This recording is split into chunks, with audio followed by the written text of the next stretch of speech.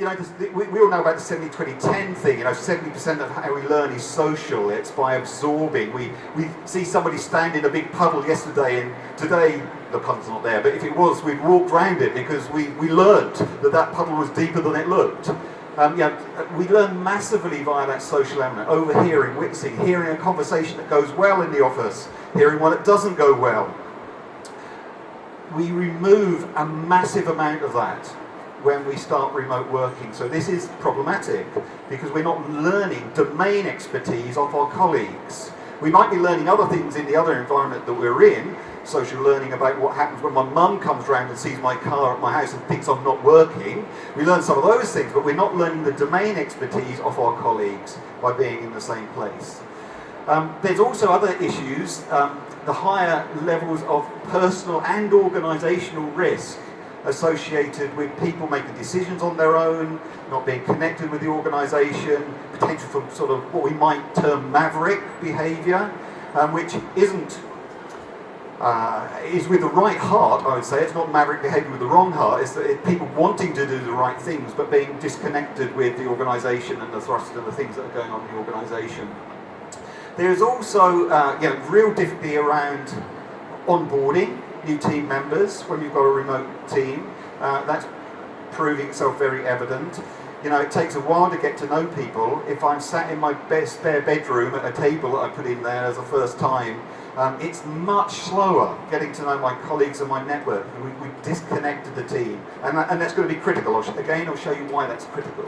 What else have I got here? Oh, the perception, and we could argue this, couldn't we? But the perception that actually a lot of technology learning is second-rate to face-to-face learning. You could argue that right or wrong, but there is perhaps potentially in the environments we've been working in this kind of feeling, oh, all we get is e-learning, we're not getting anything face-to-face any longer because we're all remote, etc. So I think we need to be careful about that as L&D professionals.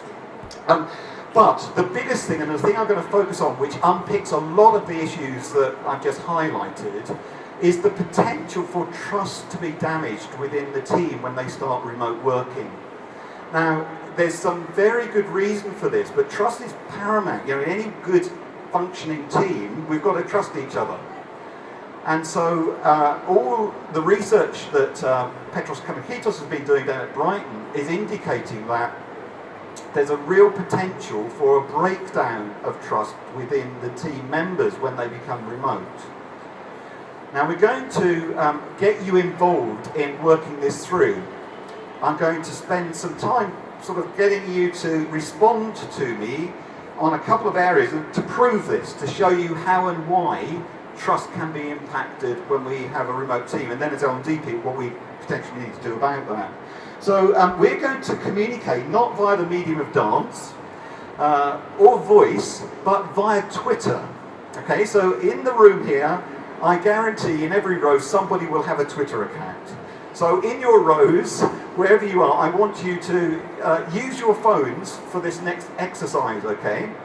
And all that you've got to do is put @iManage, it's in the corner there, @iManage, into the tweet. If you put that into the tweet, it will come here on my phone, and I'm going to write it up on here, and we're going to capture some information to prove the logic about trust and remote working, etc.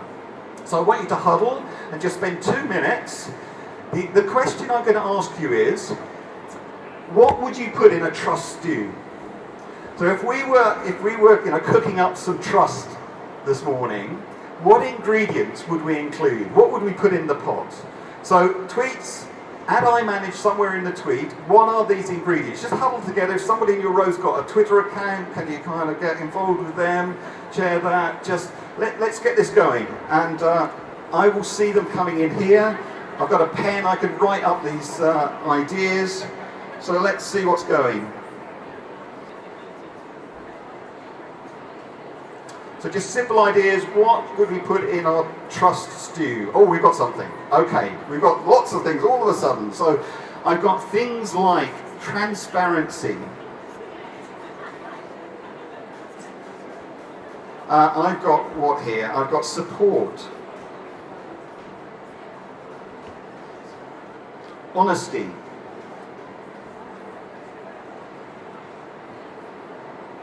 Connectivity.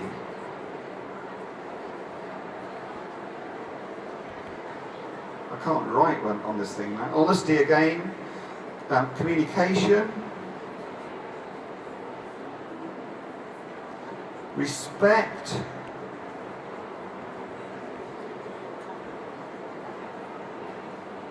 Integrity.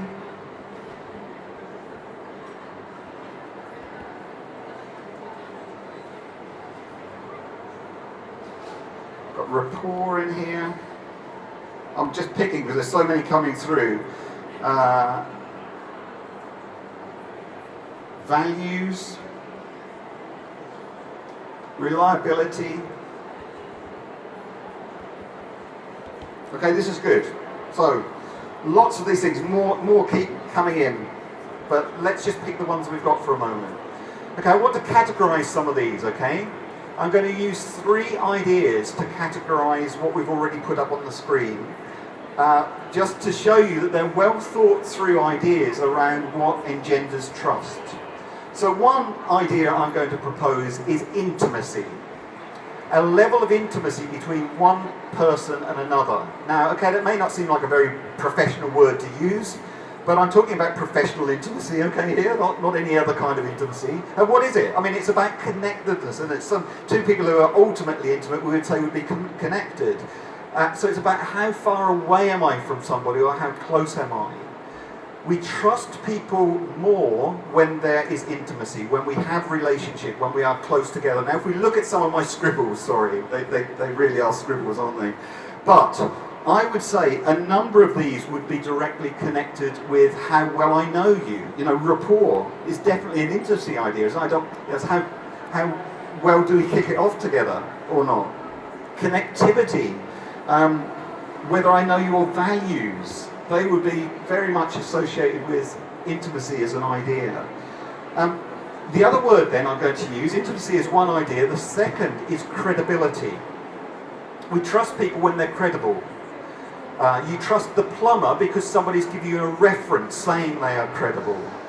You trust a brand because it's got credibility in a marketplace. And we trust each other when we demonstrate credibility, when I don't let you down, when I prove my reliability and my competence to do my job in my place. So how many of these could we connect with that idea of credibility? Well, I would say definitely integrity, reliability, the way I communicate could be part of that. Support, whether I offer support in the things that I do with other people. So when we put the ingredients in the stew, in the pot, we turn up the temperature and we boil it down to we reduce it, that's the technical term, is we reduce it to the jus that's left. Integrity and credibility will keep coming up. It's about something about relationships, something about that competence, credibility idea. There is another idea which we don't seem to have caught on the tweets at all, actually, and I'm not surprised because it's something that's a little bit strange to think through. But my third idea here is that we trust people when risk is present. What do I mean by that? I mean, if I don't have anything at risk, I don't need to trust you. You're all relative strangers to me. I could give you an empty wallet, I don't have to trust you much. But if I just hand you my wallet stuffed with credit cards, £50 notes, bursting with money, now I have to trust you. Because you're a complete stranger to me and something's at stake. So risk is the other major ingredient that impacts how we trust one another. I could put it like this: if I could draw a cliff top, and this is you and this is me, I'm happy with that, as long as we're not too close to the edge. I'd go for a walk with most of you, I think, not 10 feet from the edge. I'm comfortable. Yeah? Let's create a different scenario. If this is the cliff top, and this is me, and this is you, and that's a piece of rope, I do not trust you in scenario 2. The risk is too high for me. I would need to know much more about your credibility, your ability to hold that rope and anchor my weight, whether you've done it before, whether you are skilled at this, do you know what you're doing? And to be perfectly blunt, I need to know about your sanity as well. Are you somebody who's willing to let go of it at that point in time, or are you going to hold on to me. So, yeah, my relationship with you is also part of my decision. Am I going to be prepared to hang on that rope over the edge here? So, if we take that away and we come on to my three ingredients, intimacy, credibility, and risk, we see that it's a good summary of what causes us to trust people. And it's in a bit of an equation here. Don't get worried about the maths, but you could do some maths. You could put some numbers and measure each of those and go, okay, intimacy times credibility divided by risk, and kind of assess trust in that way. But for these purposes, we don't need to worry about that. What we need to think about is how these three ideas are impacted by remote working. So we're back to tweeting now, okay? So I'd like you to do a bit of work and tweet for me. In what ways are these three areas impacted by remote working? How is intimacy, credibility, risk impacted by remote working? Tweet again at iManage. Pop at iManage in the tweet, and I'll have some here which I'll probably read out this time. So some quick conversations. In what ways are these areas impacted by remote team working? Go for the obvious, state the obvious at this point in time. Okay, so we're getting some come through now. So,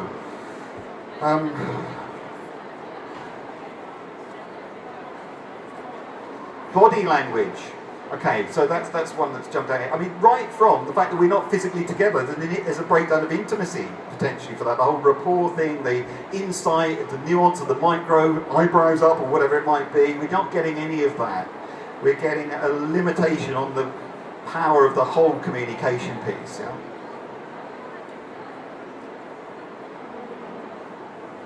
Yeah, a question here about how good is the technology that we're using to enable us to communicate. There was a challenge in that. Clearly Skype type, video conferencing, whatever, brings a bit of that body language in, but is it all that we want? Intimacy, difficult in building personal and working relationships. I mean, that's the fundamental that hits intimacy, isn't it? I'm not spending time with you. I'm not with you in the office. I'm not spending hours with you. In a fixed office environment, we live together, perhaps spend more time than with our partners, we sometimes think. And we're removing that in a major way. There's what happens on a daily basis are not being, where the check-in somebody's put here, what conversations are happening or not happening every day. Risk, impacted by fewer immediate checks and balances. Yeah, absolutely. So the risk, have I disappeared here? That's interesting. Don't know quite what's happened there.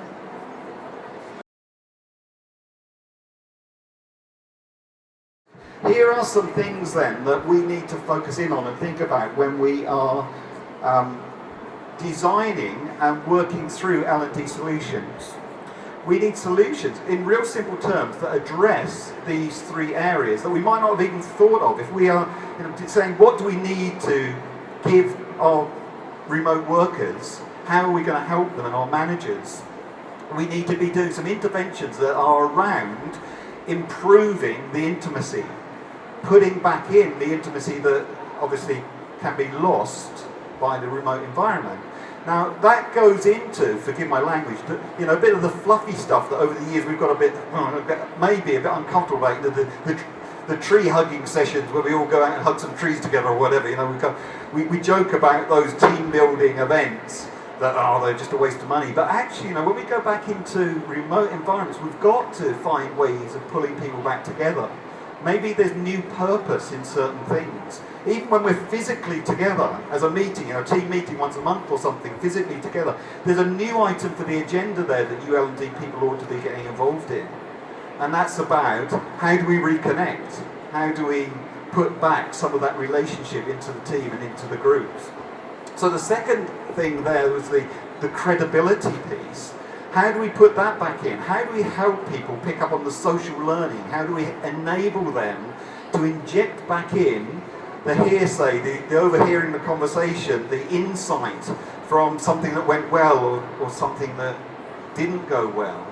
So we've got to find a way of developing that and putting that back into the team environment.